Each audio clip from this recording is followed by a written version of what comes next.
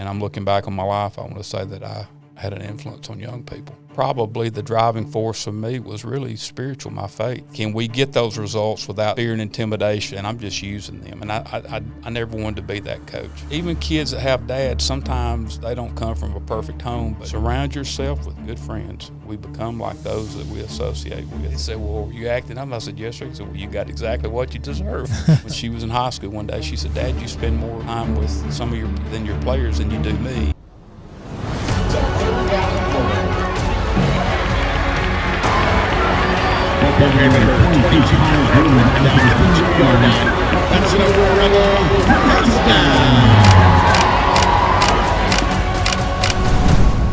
Well, one of the cool things that I get to do is I get to sit and listen to guys who have experienced life and have done some interesting things. And one of those guys is a guy by the name of Vance Roberson. Vance is a college and high school football coach and very successful, but in hearing Vance look back on his career, he doesn't see himself as being successful in terms of wins and losses. He sees himself as being successful in terms of building relationships, and he talks about how important that is. In fact, he said that winning is hollow, but it's the process where you find your reward. So I was able to spend some time, hear his story, get a lot of good wisdom from Vance. There were some sad stories in here. He had a player who collapsed on the field and died. He tells that experience. He tells the experience of leaving a very well-paid job to go into coaching because he said he wanted to do something more rewarding. And he didn't want to look back on his life and wonder if he could have done something that impacted people's lives. So Vance left a good job, went into coaching, and he has impacted, and you're going to hear some of the tributes from some of his former players and how he impacted their life. But Vance also said that success is not accidental, it's engineered. And he talks some about how he took his approach to coaching and more importantly, his approach to helping young men become great fathers and great dads. So I hope you enjoy this interview with Coach Vance Roberson. All right. Welcome to another episode of That's My Dad. We are doing this series on high school football coaches. So we got Vance Roberson in the studio with us today. Vance has been a long time high school football coach in the state of Alabama. Welcome to the studio, Vance. Thank you, Scott. Glad to be here. So let's go and talk some about your career just as an introduction. A lot of people know who you are, but there might be somebody up from out of the state of Alabama that doesn't know who Vance Roberson is. So kind of introduce us to yourself. Born and raised in Gadsden on South 11th Street. My mom was an educator in the Etowah County school system. My dad was in business, John Thomas Ford, Crown Dodge, and some other businesses. Went to Jesse Dean Smith Elementary School. That's now where Gadsden City High School is. Also my grandmother's house and two uncles and a lot of friends' houses. But that's literally where I grew up. Went to Jesse Dean Smith, Disque, Gadsden High School. And my first coach, I guess, was my dad, Jack Roberson Sr. I'm a junior. My son's the third, and I have a grandson who's the fourth, and they'll call him Jay. Okay. Well, we do call him Jay. But I grew up here, and as I said, went to Disque, 7th, 8th, and 9th, then Gadsden High, then walked on at Auburn, fall of 75, Coach Jordan's last year. Jerry Pullen and Paige Gilbert and myself and Johnny Cross roomed together, and that was Coach Jordan's last year. Then played 3 years at Troy, and then came back home to work at Republic Steel for 3 years, 79 to 82, and volunteered coach at Gadsden. David Martin was the coach there then, season of 80 and 81. Then I got into coaching in 82 down in Mobile County in Citronelle High School. So you were at Citronelle High School. You coached there for how many years? I was there 2 years, season of 82, season of 83. Okay, what kind of attracted you to coaching in the beginning? So the reason I got the job at Republic Steel, Ronnie had offered me a job at Thomasville High School where he was the head coach.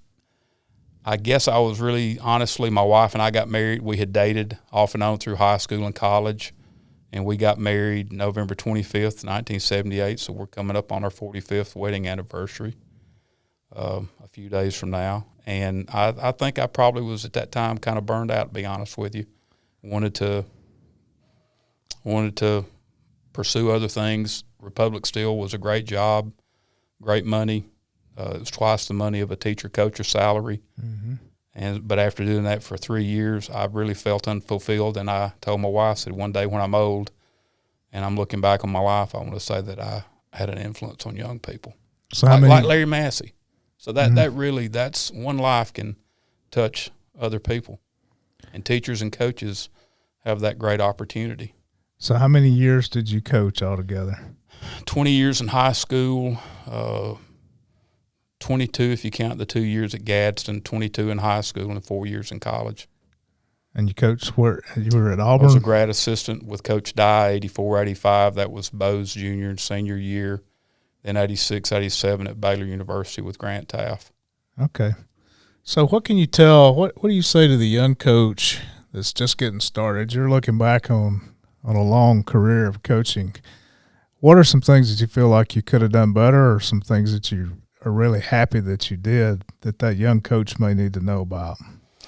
Well, I've always been competitive, and I was driven to win, but I think probably the driving force for me was really spiritual, my faith. And working for Ronnie Massey to me was going back and touching square one. The 2 years with Coach Dye, they were good years. The 2 years with Coach Taft and Ronnie Massey were similar in this way. They were both Christian coaches who lived out their faith. They were both very competitive, but they ran their programs in such a manner that they operated from a positive Christian perspective. And that so I guess once I left Republic Steel and left the big money, I wanted to see, was there a different way? Everybody wants results, and can we get those results without using fear and intimidation as the motivation? Can we do it out of love and a positive type of approach? So going out to Texas was a new part of the country, and I guess I kind of went for broke. And honestly, as a graduate assistant, you're working your tail off and starving. Your wife has to work, you're really not. You're doing it for the opportunity cost. And I knew that, but after having made real good money for 3 years, I thought, I'm going to go for it. And the truth was, Jerry Pullen actually was a part of this, because I had helped him when I was at Republic Steel. He was at General Forest. He was at Valley Head. I went up and helped him 1 or 2 spring practices coaching the O-line. And he had got, when I was at Citronelle, he and Lisa were at UT Chattanooga. And that really is what gave me the idea of trying to be a grad assistant and getting college coaching. And I could make more money for my family. But it's like a lot of things. Everything that glitters isn't gold. And while you might not have the classroom duties, there's so much about college coaching that is really, as far as a family life, it can really. So the one thing that I would say to anybody that's wanting to get in coaching, get with good people that care about you and your family, and get with people that are of high moral character. There's too many people today. What price glory? They'll sell their soul for a win, and I don't think that's the right approach. If we're truly living out our faith, what does it profit a man to gain the whole world and lose his soul? And had the opportunity to meet Tom Osborne at a coaching convention in San Diego. Sat at the table with him at an FCA breakfast, and he said winning the national championship in and of itself was kind of hollow. He said it's the process of getting there that is the reward, really, and do it the right way. And so how you get there matters. And I think we live in a day-to-day where everybody wants instant results and quick fixes, and they don't really care how they get it. And I don't agree with that approach. So I think a young coach ought to be in alignment with, go work for someone that you would like to be like, and that lives out your values, or the values that you aspire to be. And yes, you want to win, and yes, you'd like to aspire to win state championships, but we're in the business as coaches of molding men. We're in the people business, and that's how I always viewed it. And so again, Coach Dye he he was a good man. He just had a different approach, but we outworked people, we out-toughed people. So that was a great experience as well.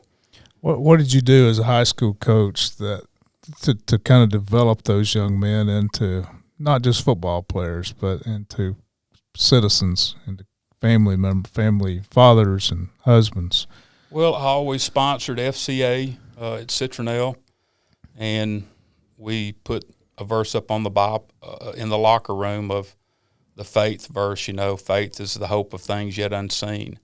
And so we put that verse up in the locker room, and I still have maintained a relationship with Shane Tucker. He's a young man that I coached those 2 years before I went to Auburn, and he named his daughter after my wife, after our first daughter. So just I think being genuine and being real and trying to maintain relationships through the years and stay in touch with kids. And if there's a problem,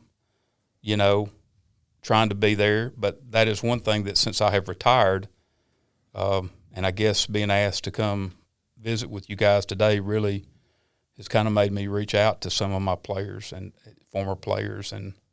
But I think it's about relationships. And if we're just, as a coach, if all I'm doing is trying to get a win or asking a young man to do something that really might be harmful to their long-term welfare, then I'm just using them. And I never wanted to be that coach. Mm-hmm. I wanted to treat other people's children like I wanted my own son treated, or I would treat my own son. So I think it's being genuine and transparent. It's love is saying I'm sorry, or hey, I didn't do a good job last week. They threw some things at us that I didn't get you prepared for. So it's not that was kind of my approach. It was relationships. And again, it's tough love. Sometimes it's telling, hey, we got to do better. You got to do better too. So tough love is not always warm fuzzies. At Citronelle, FCA, I was involved with the FCA at Auburn. I was also involved with the FCA at Baylor. And then also my wife and I and daughter, Bonnie Claire, we lived in the dorm. It was a townhouse apartments for the freshmen. And so on Sunday nights rotated at having different guys on the freshmen to have supper with us on Sunday nights. So trying to live that out in that way, giving them a good meal. My wife and I would build houses. I would hire some of my players and I'd pay them. I never had a camp trying to make money off of them. I was trying to do things to create opportunities to help them. And as the head coach at Austin, every week I would try to get my players in to see Jacksonville State or University of North Alabama or Auburn or Troy, any of the in-school states, even the ones in southern Tennessee, but tried to give them opportunities to just go explore UAB, go explore that there's another world outside of Austin High School. And so I was always trying to create opportunities and to give them exposure, take them to the Senior Bowl, Did you have a lot of kids play for you who grew up in father deficient homes where the dad wasn't there? Yep, we did. What does that do when a father is not in the home? What does it do to the young man? I think all boys, if they have a father, they want to win their father's approval. If they don't have a father, I think there's a hole in their heart. They're searching for meaning. They're searching for love. They want to feel a part of a group, to feel included. So I think there's a lot of young men that are searching to what does it mean to be a man. Mm-hmm. And anybody can father a child, but being a dad is something totally different. Dad is commitment. It's being there through the thick and thin. It's putting them before yourself. It's modeling love, and love is not always putting myself first, but putting myself last and putting my family ahead of what I want to do. Maybe. What were some practical things you did with those kind of kids? Did you intentionally reach out to the ones that were hurting in that way? Yes. Even kids that have dads, sometimes they don't come from a perfect home, but if a kid, and I'm thinking of one, their house burned down. It was right at Christmas time. My wife was a social worker, and we plugged his mom and his other siblings we got coats and Christmas gifts to take care of them right there at Christmas. So that was something that was practical. We always tried to have service projects. Another thing that we did, Central Baptist Church would have a night of champions, and it would be for players, cheerleaders, coaches, have a guest speaker to come in, and it was to motivate, kids in their faith. And so you were having your players do a totally non-football project in the summer just so you could spend time with them and help them and give them a job. Teach them how to work. And, in fact, one or two of them began doing construction just, so, again, that was outside of football. But I think we're almost living in a day, too, where I think people – when they're in high school, you can burn somebody out where you just want them to focus on one sport and them do that for 12 months out of the year. And I think at that age that's not really right. Mm-hmm. And I think kids need to have some time off. I think they need to be able to have a summer job or some other activity. So that's kind of how I viewed, and what I would tell the parents at the parent meeting, I'm here trying to help reinforce the values that hopefully you're wanting your son to so I want to go alongside you. But yes, if there were kids where there was not a father in the home, yeah, certainly my heart went out for them, and I tried to cultivate a close relationship with them. In fact, there's a couple of kids that are on the Decatur Police Force to this day that I still see, and so I tried to, when I would have a kid and learn about that child, that student athlete, what can I do to help you? And sometimes it's a pat on the back above the waist, and sometimes it's a pat on the back below the waist. Tough love. I'm saying that in a joking way, but basically everybody's different. I tried to take each player for who they were and learn about them and how can I help them, not just as an athlete, but as helping them develop as a person. Going to the Senior Bowl was to show them, and it wasn't that I was trying to promote them going on and playing college, but just that there's another world out here, and just to expose them. Yeah. Exposure, exposure expands your expectations. I think that's what one of our guys said. Yeah, your dad had an impact on you. Absolutely. He helped. Why was that? What did he do that really impacted you so strongly? Taking time. He would get me and my sister and my younger sister and younger brother, he would get us to do push-ups and sit-ups and, and challenge us or pull my hands apart or push them together, doing isometrics. He was involved with the JCs and was a part of the drive he helped get the YMCA built here in Gadsden, which I understand that's now maybe no longer here, but just taking time, and that, James Dobson says that children spell love Time. Mm-hmm. And it's taking time. And my dad would go out in the backyard and would throw and catch. I don't know. I wanted to make him proud. Mm. And you remember any particular thing he did, like a little story that something that really impacted you? Well, I actually do. I was about 5 years old. Now, this is maybe character building. I was about 5, and we were at the Agricultural Shopping Center, and all four of my older sister, me, my younger sister, my younger brother, we went into Five and Dime over there. Couldn't tell you the name of the store, but we come out, and we get in the car, and Dad said, "Son, where'd you get that balloon?" It was one of those balloons you could blow up, and it was kind of big. You could. Mm-hmm. I said, "Well," he said, "Did you get it in that store?" I said, "Yes, sir." He said, "Well, did you pay for it?" And I said, "No, sir." So he made me go back. He held my hand. We went back into the store. And I went to the store manager and told him that I did not pay for the balloon. He said, "Son, if you'll just ask me for it, I'll give it to you." It was maybe 2 cents or a nickel, mm-hmm. But it was just the fact that he taught me right from wrong. I did not get a whipping, but that laid a foundation. And again, I might have been 5. But then as far as athletics, he just always told me, give your best. If you're going to do anything, do the best you can. And he always encouraged me as far as being in shape and doing push, like I say, just being physically active, going to the YMCA once it's built and climbing that rope up to the ceiling. Yeah. He signed we signed us up for judo, because good athletes are mobile and agile. And so he was all the time reading, psycho-cybernetics, the mental approach to competition, and then isometrics, pulling on a towel. It's just, he was, I guess really he was my first coach, and I always wanted to make him proud. You feel like you made your dad proud? I do. When I was coaching at Auburn, we flew into Gadsden. It was a Friday night, picking up the coaches and flying to an away game.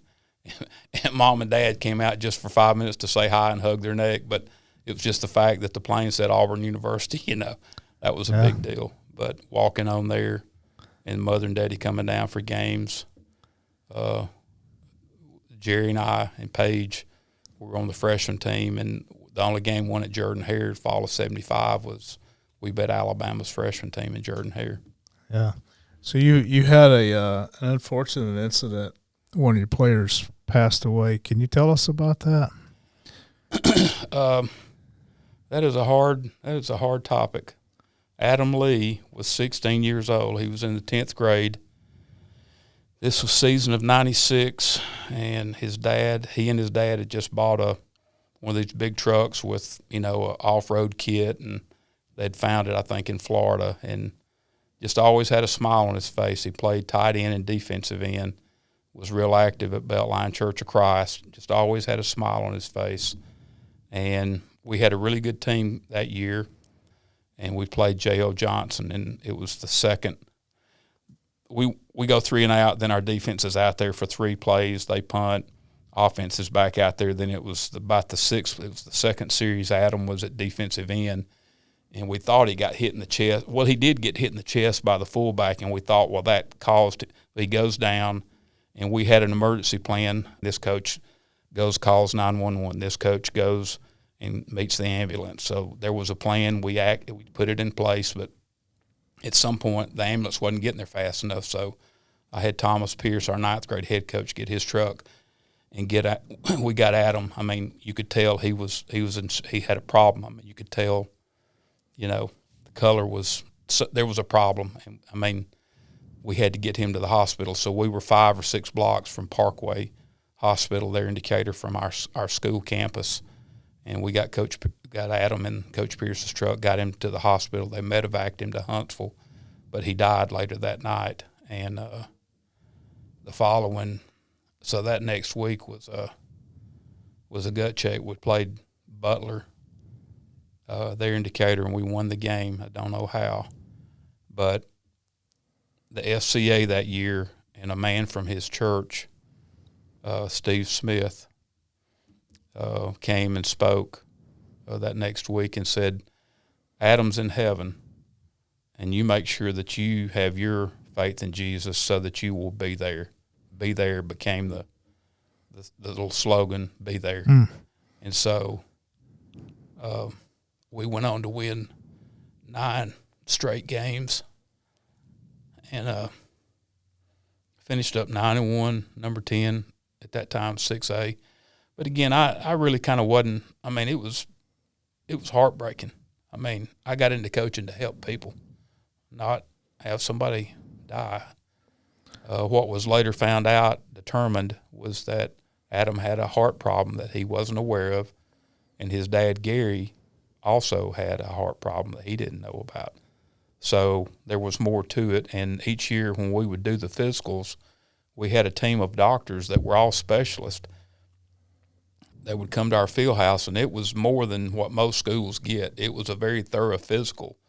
But what the medical people told me was that you would have to have an executive physical on a treadmill and the EKG and all that to pick up what they didn't know.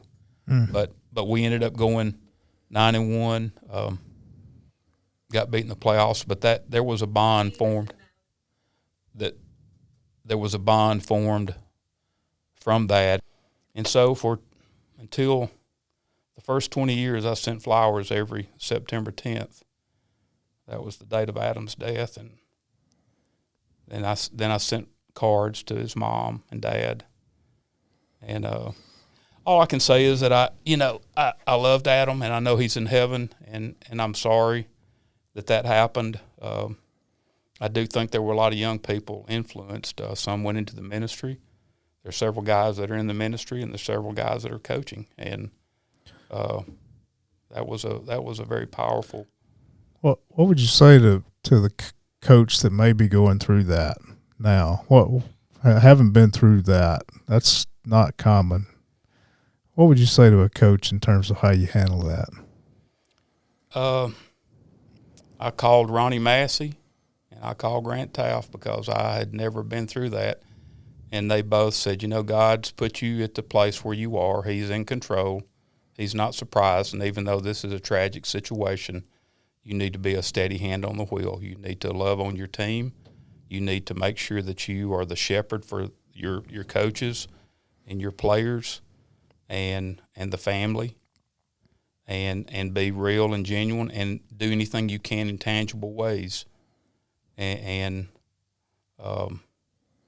that God has put you. Said, thank God that it's you and someone who is a believer to at least point them. So at Adam's funeral, it was Hebrews 12. Since we're surrounded by such a cloud of witnesses, let us run the race that is set before us, enduring. But for somebody going through that, your first reaction is, why me? But really that should, we have to get past that, because it's not, you are the head coach, so everybody's looking to you, and you've got to think about his family. If you're going through that, do everything you can to forget about winning and losing games, because at that point it's about kids, it's about people, and it's about life, and there's a bigger picture than just the game on Friday or Saturday. Yes, I want to win, and yes, I'd love to win a state championship, but I'm really in the people business.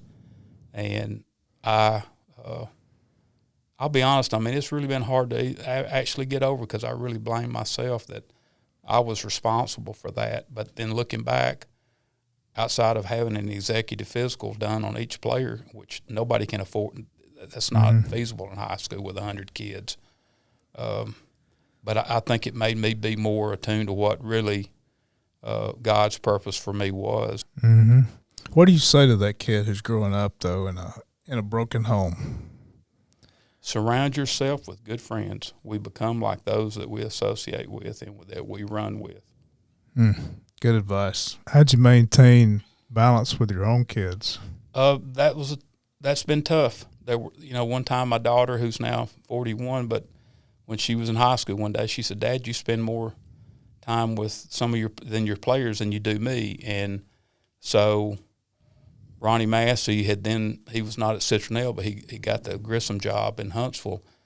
And he said, what do y'all do on Saturdays? And I said, well, we come up here and we have treatment for injured guys, and then somebody goes and swaps film, and then we come watch the film. We'll watch last night's film together, grade it, then we watch the next week's team. So, but we only work half a day on Saturday. He says, well, I bet your coaches, if they were honest, would tell you that they'd like to have a day off. He said, you need a day off too, and your family would like. So I quit doing anything on Saturdays, and we did have treatment, but that was just the trainers, and that was an hour in the morning, and so we started taking Saturdays off. But that was the thing, I think, that if you're not careful as a coach, it can be all-consuming. It really can, as far as your kids, your players, and then being able to switch gears, and when you come home, be a dad. Success is not accidental. It's engineered. It's structured. Mm-hmm. And in the home, it's the same way. So I've had to do some changes and adjustments as when I was coaching, but I also have had to honestly apologize to my 3 adult children that, I didn't mean to make you feel. I guess I probably, and this is one thing I'm telling my son and my two son-in-laws, your kids are only little for a little time, and there is no putting it back in the bottle. And I think all too often we are working our tails off, and it's for our family, and it's to provide, and it's all of that. But there has to be a balance in life, and spending more time and having fun things and laughing more. And but I would say, since I'm retired, my life is pretty much about my kids and my grandkids. What would you like for your former players? What would you like for them to say about you? They call me Coach Rob. I'm afraid sometimes I was all football. I was always talking about, hey, you need to do this or do that. Or I did. I mean, when I'd watch a game on Saturday, I had to keep a pad over by my chair, and I was always trying to get an angle or a little wrinkle on a play or something. But I would hope that they knew that I loved them and that I still love them. And I got to talk with a boy Thursday, and it was from this whole thing. I told my wife, I said, I would love to talk with Drew Davis. And I said, I haven't talked to him in over 20 years. And she got his number from his mother at a Bible study, and I talked to him for 2.5 hours last Thursday. And he's driving a truck from Atlanta to Auburn and to Decatur. He was going to his grandmother's funeral. But I've got a lot of other players that I have stayed in touch with, and it mean a lot to me. This has afforded me an opportunity to reconnect with some of my players, and that's the thing that I think, talking with Jerry today and Coach Courtney, this whole thing about coaching is about relationships. Mm-hmm. I think the honest truth is you don't remember a lot of things about who won that game or this game, but it's about, and that's the other thing, people don't care how much you know until they know how much you care. And 20 years from now, they'll remember how you treated them. And that's a true statement. That's true. Speaks to the power of a coach. Well, we reached out to some of your former players and your children. We just wanted to share this with you as a little gift before you go. Hey, this is Natalie Vetter. I'm Coach Roberson's youngest child, and I'm so excited for him to have this opportunity to come on the podcast. Dad, you have impacted the lives of countless men, and I'm so thankful that you did follow the calling that the Lord put on your life to pour into the lives of young men and invest in them and teach them about how to be men of integrity and character. And those are qualities that I see in you. I'm so thankful that you taught me to put my relationship with Jesus first. I think that it is incredible that all three of your children have chosen to follow Jesus. What a testimony to you and Mom and your dedication to raise us in the Lord. And I think that that is such an accomplishment. And I hope that I can say the same thing about my three babies. Hey Vance, this is old Coach Clayton. Thinking back about you as a player and a coach, so many memories come back to me. I hope you realize that you are always one of my favorite players. And Marianne said to tell you that you are always one of her favorites too. I appreciate that you have kept in touch with me through all these years.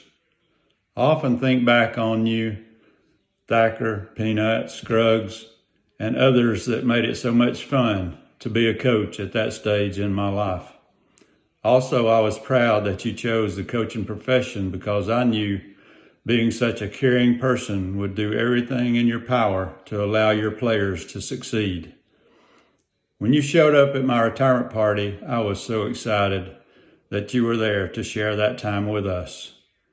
Vance, I can't think of a more deserving person to be honored by the lives you have touched. Congratulations on all your accomplishments. Thank you for everything. Oh, Coach. Hey Dad, happy belated birthday to you. I'm so excited for you to have this opportunity to meet with Landon and can't wait to hear the episode. I wanted to share a few words just to celebrate you, to recognize you, and to love how much I love you and how thankful I am for you.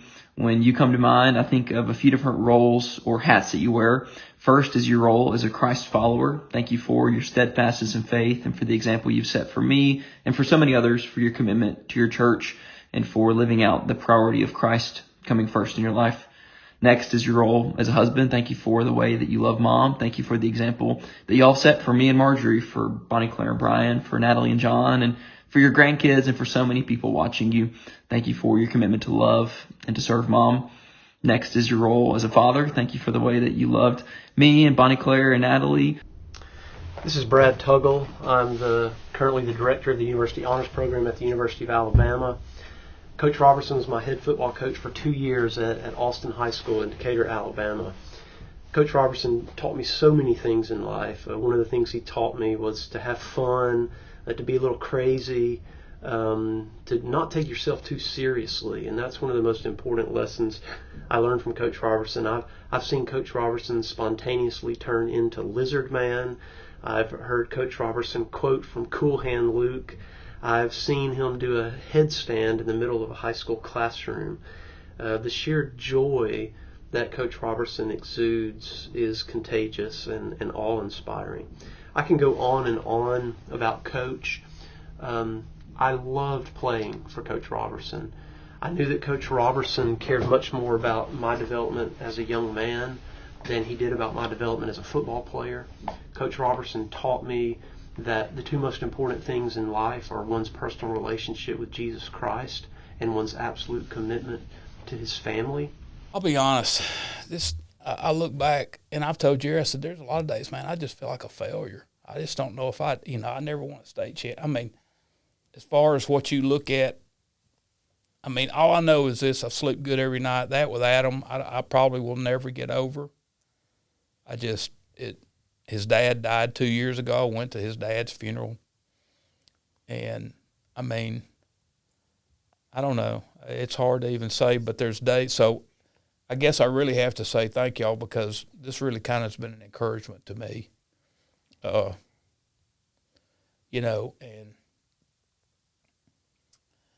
I know in my heart of hearts that my reason for going into coaching was not egotistical or selfish motivations. I truly wanted to give back, and I was always motivated by, Jesus healed 10 lepers and only one went back to say thank you. Mm-hmm. And my parents said, you be that one. Mm. And honestly, I've been retired for 6 years, and I go to a Bible study at my church on Friday mornings, and I just said, and right, wrong, or indifferent, I have to really kind of say something. I said, I feel like I was so committed as a coach and helping my players and all that. I said, I'm not apologizing for going to my grandsons or granddaughters, whatever. My time, my 3 kids and my grandkids are going to get a lot of my time. And so I guess, and honestly, I've tried to, like I said, I've had to say I'm sorry, and I've had to ask for some forgiveness. But I think the other part of that is just I thank y'all for what you're doing, because while this makes a person kind of check yourself and maybe reflect, and I've been to funerals. I've been to several funerals this year, and I'm sitting here, I've got good health. I'm not on my wife, they're saying she's good with cancer, but I want to finish strong, and I want to be there for my kids and my grandkids, but I do. That's the part I think I miss. It's the relationships with the other coaches I worked with and the players that really probably did more for me in some ways than I did for them. Yeah, I think sometimes, and I've gone through that too since retiring, you begin to feel, what am I needed? Am I still needed? Purpose. And I think God's spoken to me and reminded me that I don't need other people to affirm me. I just need Him to affirm me. Amen. In my efforts. Yeah. Y'all have blessed me. Thank you. Thank you. Thank you for being here, Coach Vance Roberson. Thank you for all the years of contributing to the lives of young men. And I hope that there's a coach out there watching that will realize the impact you have, particularly on kids who may not have a father in their home. You may be the guy that changes their life. So be encouraged. That'll conclude this episode of the That's My Dad podcast. We're inspiring fathers to become great dads, and we're breaking cycles of generational fatherlessness. Thank you.